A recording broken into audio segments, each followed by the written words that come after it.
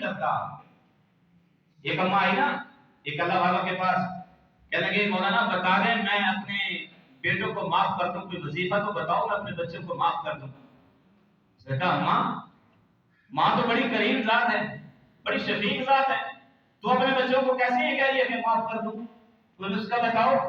وہ کہنے لگے مولانا مجھے نسخہ بتاؤ میں اپنے بچوں کو معاف کر دوں. اماں کیا بات ہو گئی؟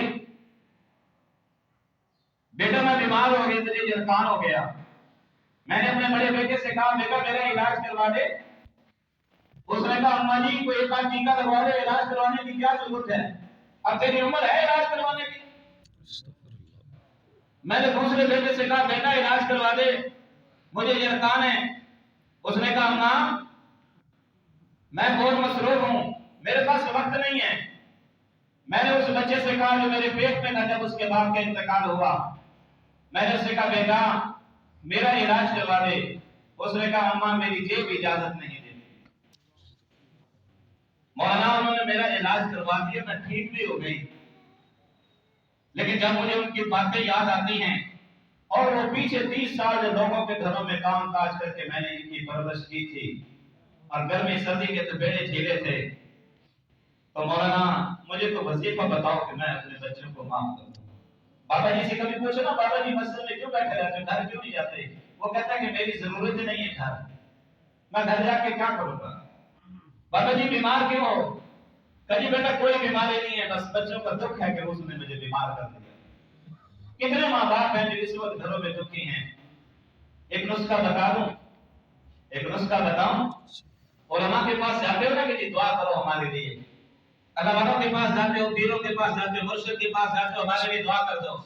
مولوی صاحب کے پاس دوڑ کے آتے ہو کہ یہ بوندی ہے, مٹھائی ہے جی, گھر میں دیکھ پکائی ہے جی, یہ چاول ہے جی, یہ بچوں کو کھلا کر بچوں سے کہہ دو کہ ہمارے لیے دعا کر دیں. ارے اللہ کی قسم مولوی صاحب کی دعا سر سے اوپر جائے کوئی گارنٹی نہیں ہے, تیرے پیر کی دعا سر سے اوپر جائے کوئی گارنٹی نہیں ہے, طلبا کی دعا سر سے اوپر جائے کوئی گارنٹی نہیں ہے. پر تیری ماں جب تیرے لیے ہاتھ اٹھائے, تیرا باپ تیرے لیے ہاتھ اٹھائے, تو امام الانبیاء کی سند کے ساتھ ہے. آپ نے فرمایا کہ جب باپ اپنے بچے کے لیے ہاتھ اٹھاتا ہے تو سیدھی عرشوں پہ جاتی ہے, درمیان میں کوئی چیز حائل نہیں. سبحان اللہ.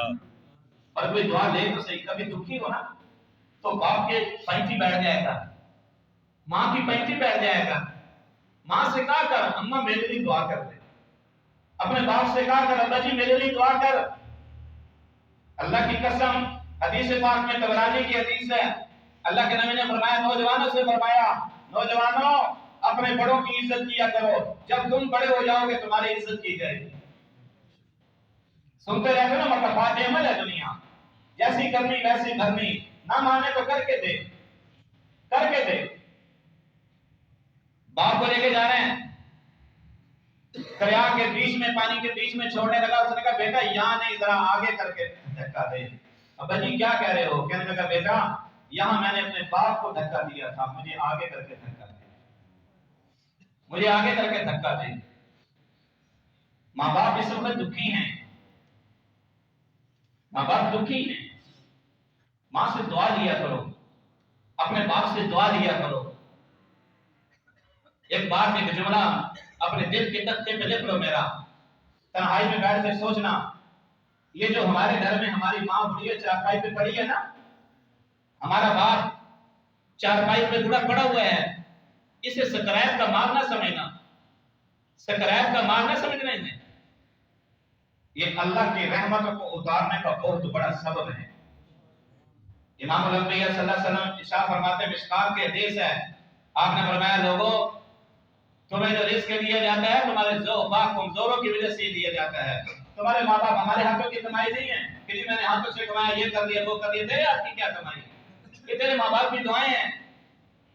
آج جو کچھ بھی ہے ہم اس قابل ہیں کہ ممبر پہ بیٹھے ہیں, اور آپ اس قابل ہیں کہ اتنا بڑا کاروبار سنبھالا ہوا ہے. یہ تیری ماں کی دعا ہے, تیرے باپ کی دعا ہے.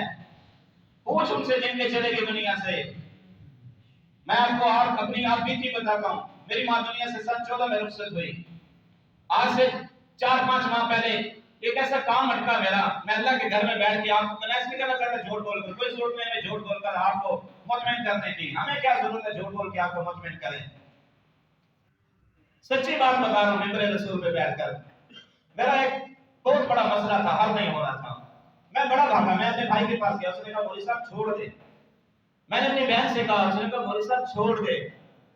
मैं जब सब तरफ से नाउमीद हो गया तो मैं मसल में बैठा था, मुझे दिल में ख्याल आया कि जब मेरा कोई मामला होता था तो मैं अपनी माँ से कहता था अम्मा दुआ किया कर, अब मेरी माँ दुनिया से रुखसत हो गई है, क्यों ना माँ की कब्र पे जाऊं और कब्र पे जाके माँ को जाके सुनाऊं, क्यों ना माँ से जाके कहूं अम्मा तू आज भी मेरे लिए दुआ कर। ए मामा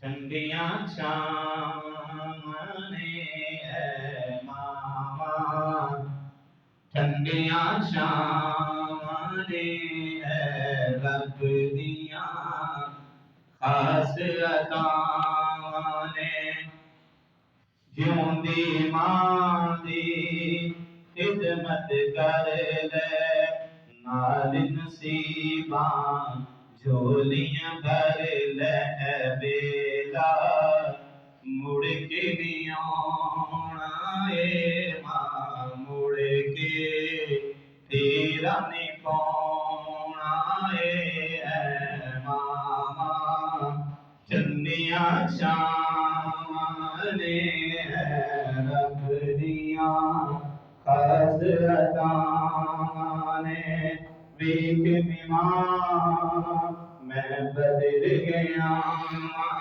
वेख मां मैं बदल गया, मां ठंडी रोटी खा लेना, मैले कपड़े पा लेना, वेख मां मैं बदल गया, मां जिन घरां विच यारो मां नहीं होंदी, जिन घरां विच यारो मां नहीं होंदी, उन घरां विच छां नहीं होंदी, पुत्र भावें जान भी मंगन मामा कोलों ना नहीं होंदी, ए मामा ठंडियां छावां। माँ बाप की वफाएं जब याद आती हैं तो बुढ़े की आंख में भी आंसू आ जाते हैं। अल्लाह के नबी हजरत हलीमा से क्या कह रही है?